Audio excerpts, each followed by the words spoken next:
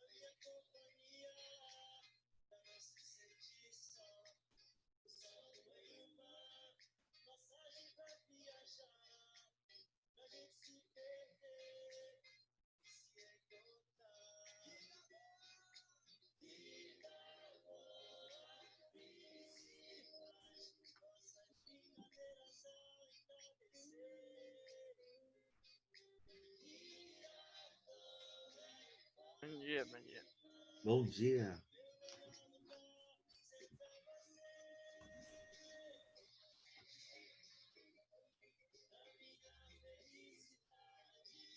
Bom dia, professor. Bom dia. A hora que começar a aula, daí eu ligo a câmera, tá bom? Ok. Bom dia. Bom dia. Tudo bem, João? Mais ou menos. Mais ou menos. Por que, João? Ah, nada. Nada, nada, nada. Vai passar, João, vai passar. É só uma fase.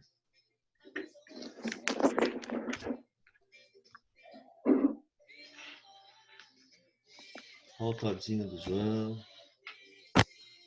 É chá. É chá, chazinho do João.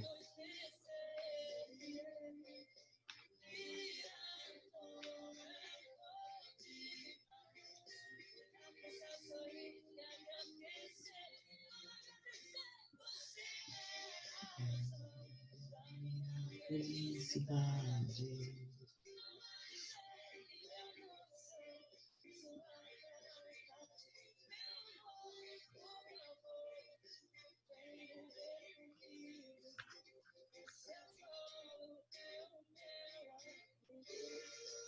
Bom dia. Bom dia. Olha Bom quem dia. apareceu, Lia Book apareceu finalmente. E professor, quem tá vivo sempre aparece. Olha que belezinha, vou ter o prazer de vê-la. Que coisa. Brincadeira agora, professor. Não vou sumir mais. Hã? Não vou sumir mais. Toda sexta-feira agora estarei aqui. É, porque a senhora já deu o seu limite, sua cota de faltas. Eu? É. Ficar desfilando, Imagine, nem contei.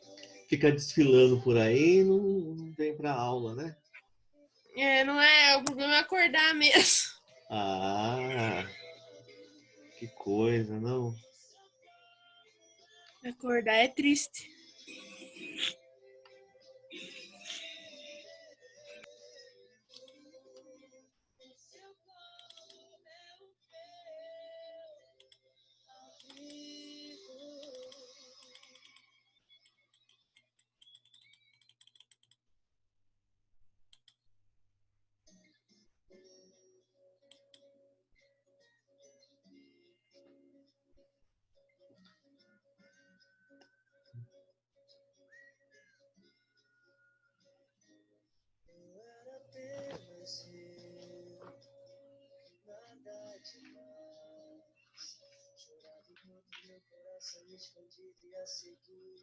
Franciele.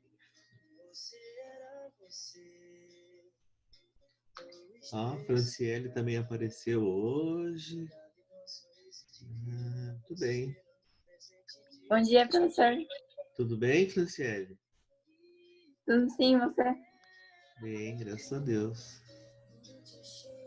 Que bom. Hoje parece que nós vamos ter uma sexta-feira cheia de faltas. Não, tem mais alunos do que a semana passada. Mas ainda tá faltando gente.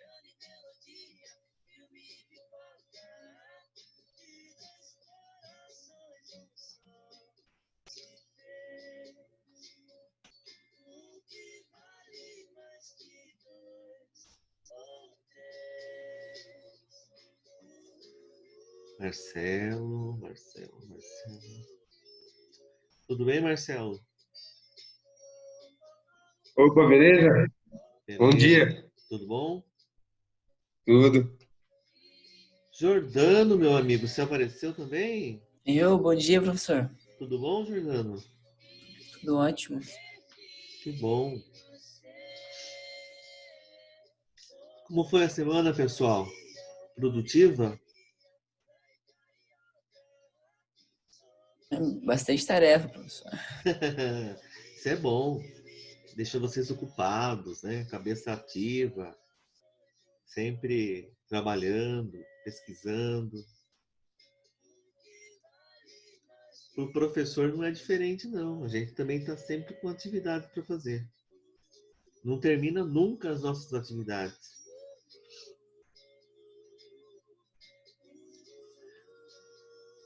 Olha o Marco aí, gente. Tudo bem, Marco?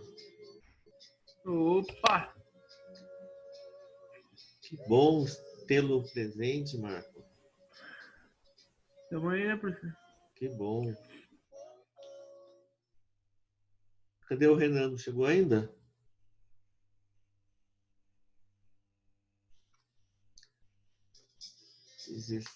Tá faltando 5. Mais 2 minutinhos.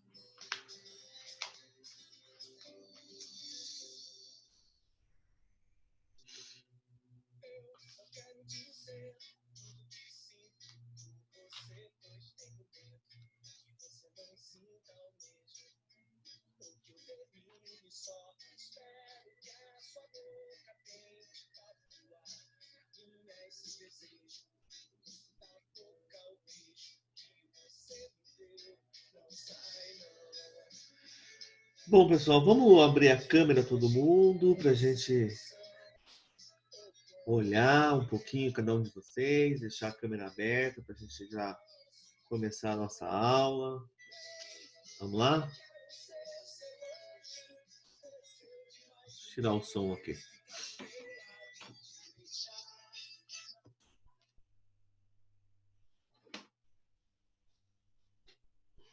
Tá no escuro aí, Kaique?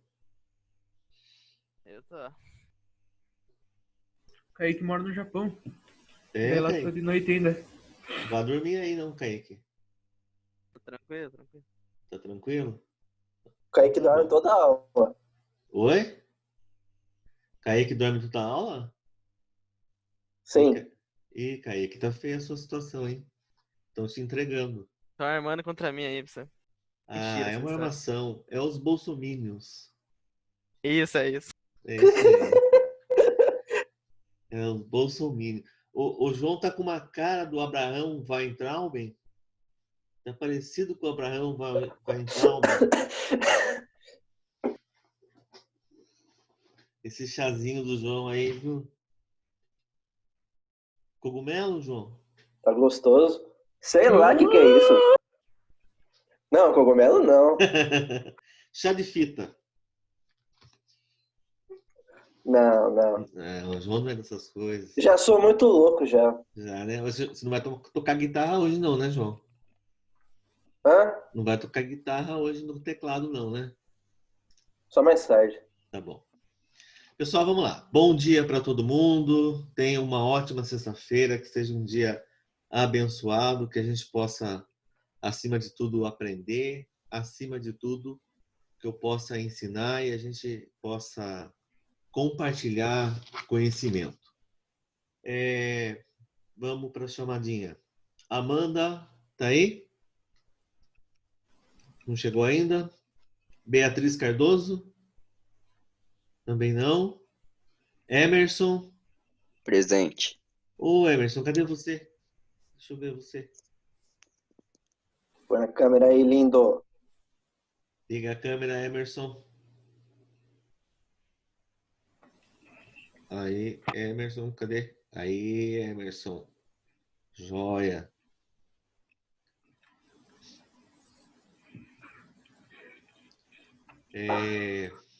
Emerson.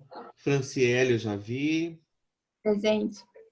Gabriele Vicente, já vi. Tudo bem? Giulia Neri também eu já vi. Giulia Quintiliano já vi. João tá aí. Jordano também eu já vi. Tudo bem, Jordano? Juliana Leston tá aí? Tô aqui. Oi? Tô aqui. Tá aí? Tô aqui. Tá. Cauane também tá aí. Tô. Abra a câmera, Cauane. Já abre, professor. Já, nesse minuto.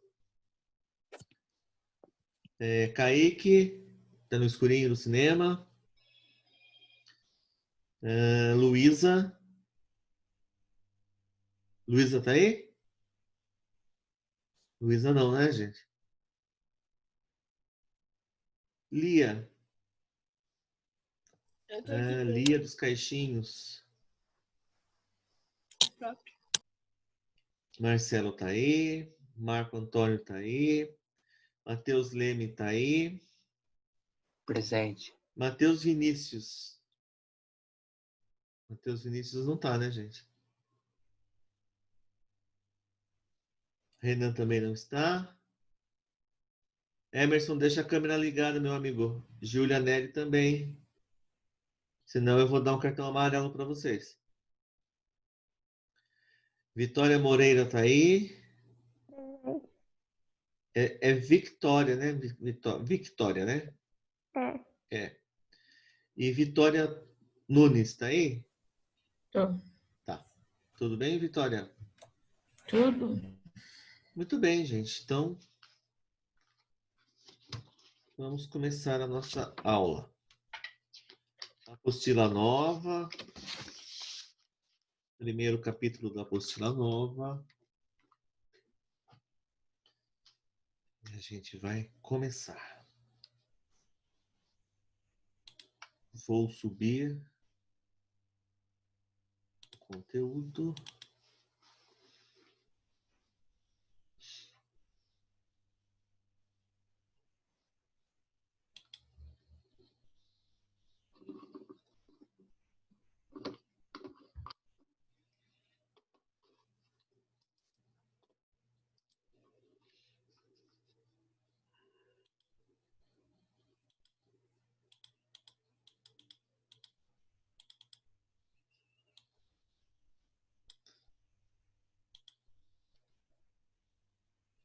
Todo mundo está vendo a tela? Sim. Sim?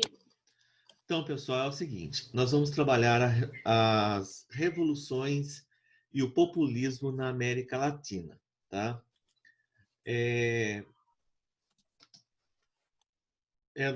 o material, primeiro capítulo da apostila nova, né? Do volume 10, já correspondente ao segundo bimestre. É o capítulo 42. A gente tem duas sessões importantes nesta unidade, que é o contexto revolucionário, que a gente vai tratar das questões das revoluções do continente americano, latino-americano. Mais especificamente, a gente vai falar do México, a questão revolucionária. E o populismo, a gente vai citar de forma bastante sucinta, né? Bem simples, bem simplificada, a questão da Argentina. Tá? Nós não vamos entrar muito em detalhes, mas dá para a gente compreender o processo como um todo, tá bom? Aqui, a nossa página de abertura traz duas emblemáticas fotos do meados do século XIX. Aliás, perdão, meados do século XX. A primeira, a foto da esquerda, o nosso velho e querido conhecido amigo Getúlio Dornelles Vargas, e a foto da direita, o nosso vizinho Juan Domingos Perón e a sua esposa Evita Perón. O que há em comum entre essas duas fotos? Essas duas fotos, elas têm um significado muito importante para o populismo. São dois governos populistas que estiveram no poder em seus respectivos países por mais de uma década, né? O Getúlio Vargas por 15 anos consecutivos, mais o período fora do Estado Novo, que foi o período da eleição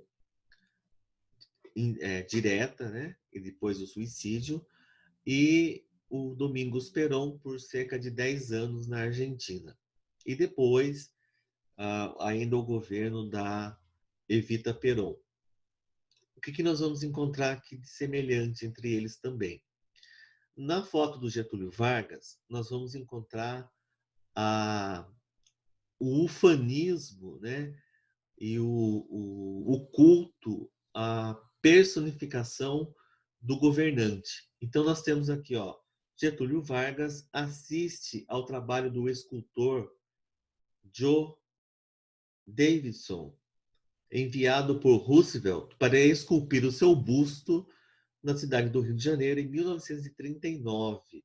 Então, normalmente, você faz o busto de uma pessoa depois de morto, né? Uma escultura, uma homenagem póstuma.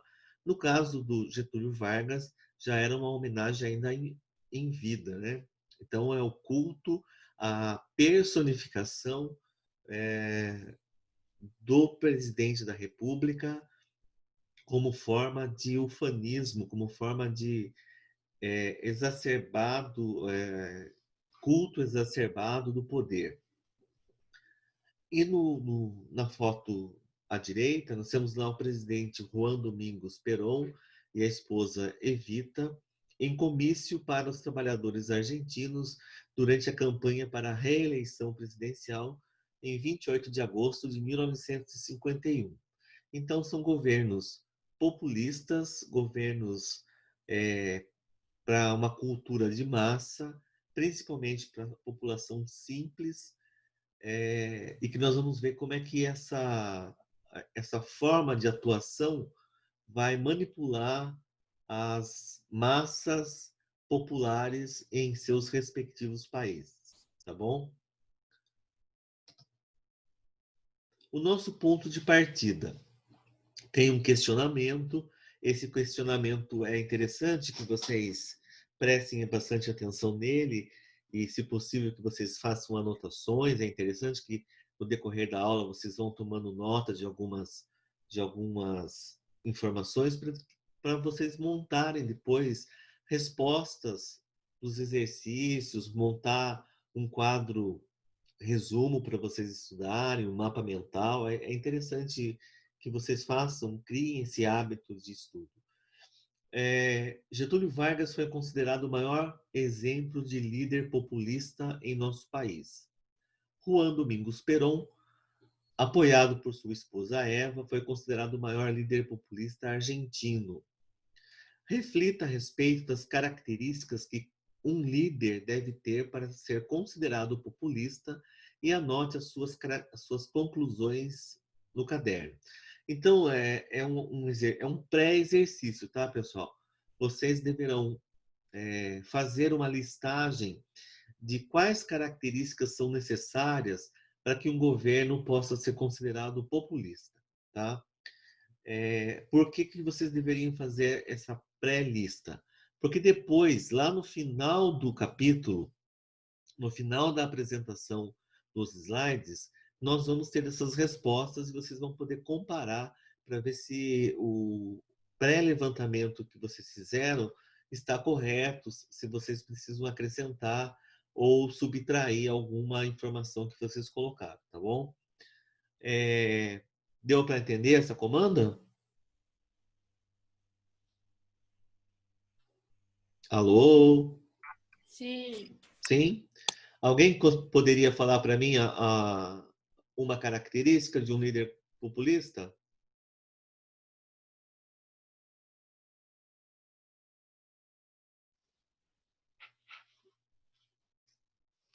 Estou esperando. Lia, qual seria uma característica de um líder populista? De um líder? Ah, ele, sei lá, é sempre simpático com as pessoas, carismático. Isso, muito bem. João, mais uma característica.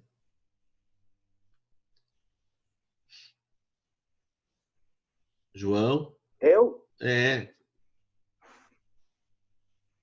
O que ela já falou? É carismático.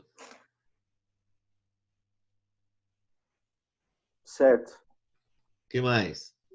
O que você pode acrescentar? Sei lá. Sei lá. Pra mim era basicamente isso. Mas tem mais alguma coisa. Eu já dei uma dica quando eu falei do busto do Getúlio Vargas. Jordano, o que você pode contribuir? Acho que um líder populista é aquele que dá mais atenção às massas populares. Isso. Marcelo, o que você pode contribuir para nós?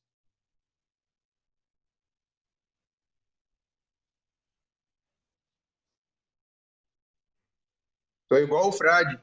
Tá igual o Frade? Santo Deus. Então é melhor eu continuar para não desanimar. Vamos lá. O objetivo dessa unidade, o que nós vamos ver nessa unidade de tão importante assim?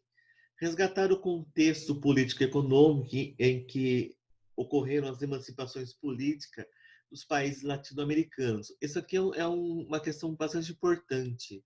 Ver como que os países latino-americanos se tornaram independentes e até que ponto essa independência ela é verdadeira ou não.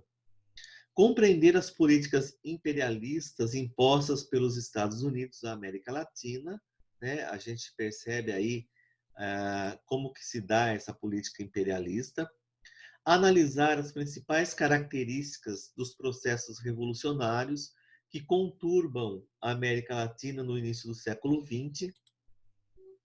Analisar as principais características dos governos populistas estabelecidos na América Latina durante o século XX.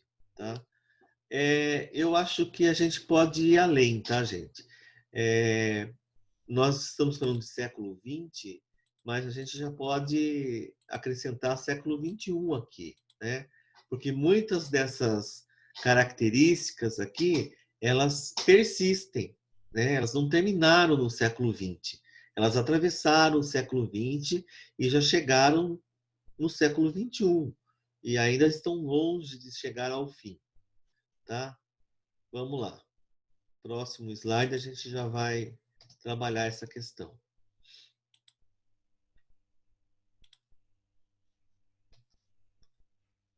Nesse próximo slide, o que nós vamos ter aqui de tão importante assim? Deixa eu pegar aqui um.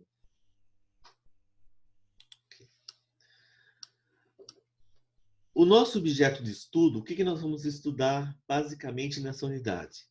É a conjuntura, né? É todo o conjunto de fatores que alguns países latino-americanos enfrentaram durante o século XX.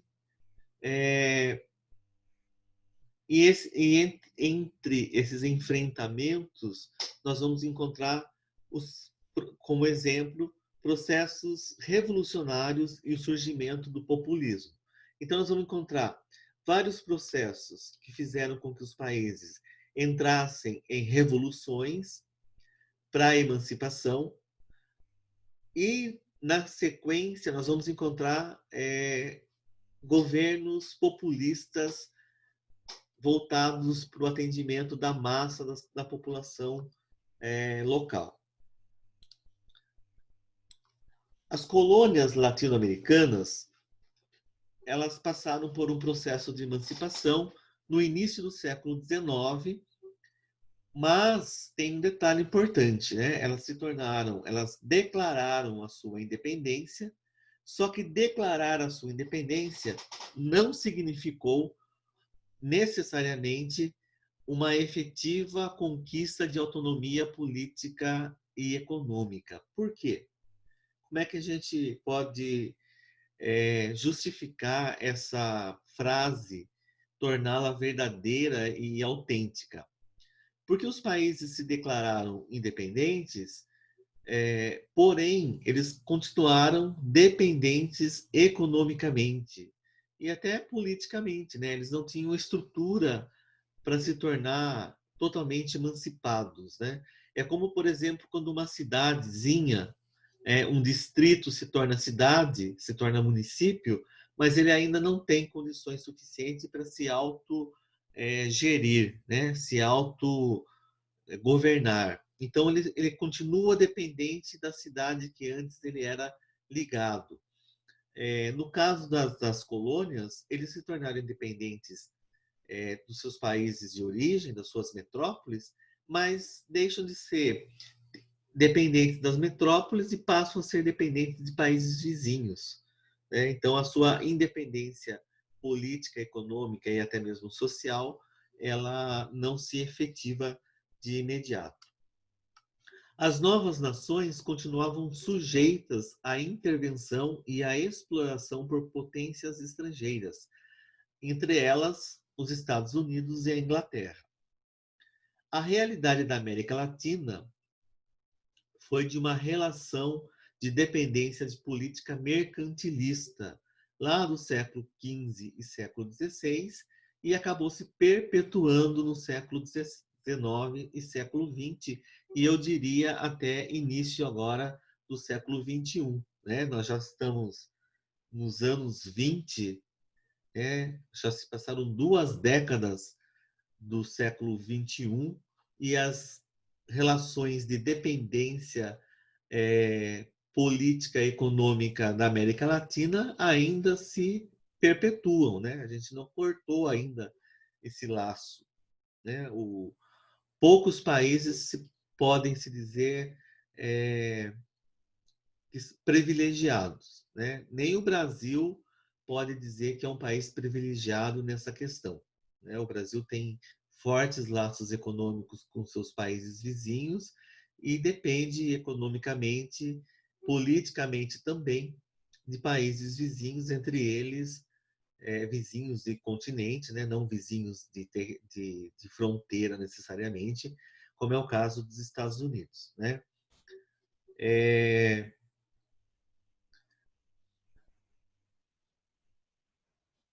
Onde que eu parei? Aqui. No século XX, as emancipações das colônias americanas tiveram interferência da Inglaterra. Por que será que a Inglaterra teve tanto interesse em fomentar, né, em incentivar a emancipação das colônias americanas? Porque a Inglaterra manteria uma posição de estratégia e o controle ainda comercial na região. O velho colonialismo ibérico, né, aquele praticado por Portugal e a Espanha do século XVI, agora foi substituído pelo colonialismo britânico do século XIX.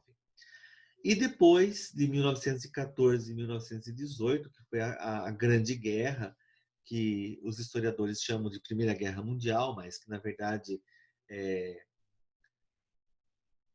militarmente falando, ela é ela é a Grande Guerra Mundial, mas não uma guerra de proporções continentais, porque ela foi muito mais no palco europeu.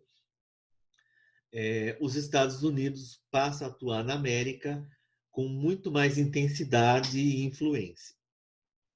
A efetivação e a dominação econômica passa a ter uma interferência política necessária. Então, a gente vai encontrar uma autoproclamação dos Estados Unidos como defensor e como mantenedor da ordem e da decência no continente americano, tá? Eu quero comentar isso com vocês da seguinte forma. Nós vamos ler um fragmento de texto que vai mostrar a política dos Estados Unidos em relação a essa interferência que os Estados Unidos faz nos países latino-americanos e nos países pobres do mundo, desde que esses países ofereçam alguma coisa de importante para os Estados Unidos. Os Estados Unidos não interferem em país pobre que não tenha nada para oferecer para ele em troca, né? A gente não vê os Estados Unidos invadindo países no continente africano que estão passando fome, morrendo de ebola, de varíola, de tantas outras doenças. Os Estados Unidos não atuam necessariamente nesses países porque eles não têm nada para oferecer. Entretanto, se os países têm alguma riqueza natural que é interessante para os Estados Unidos, eles fazem as suas intervenções humanitárias, mas sempre com uma finalidade política econômica, tá? Na América Latina, isso não é diferente. As intervenções estadunidenses na América Latina têm uma conotação de interesse econômico, político, militar, tá? Nada se faz por acaso, tá bom? A intervenção, então, foram feitas em países frágeis, de governos latino-americanos, ora democráticos, ora ditatoriais, submetidos diretamente aos interesses estadunidenses, tá? Pessoal, deu para entender até aí? Sim. Deu? Esse é o contexto, tá? Seria assim, a abertura, seria a apresentação do que o que foi e o que está sendo ainda, né? Porque não acabou, a realidade do continente americano. Nós não vamos estudar todos os países, mas a gente tem tantos países do continente latino-americano vivendo nessa situação que eu acabei de falar para vocês. A nossa live vai cair em menos de 10 minutos, tá? E aí eu já mando para vocês o link da nova conexão, tá bom?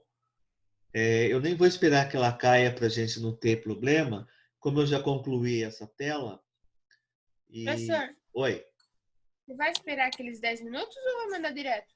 Não, eu vou mandar direto, tá? 10 minutos é muita coisa. Acho que não tem necessidade.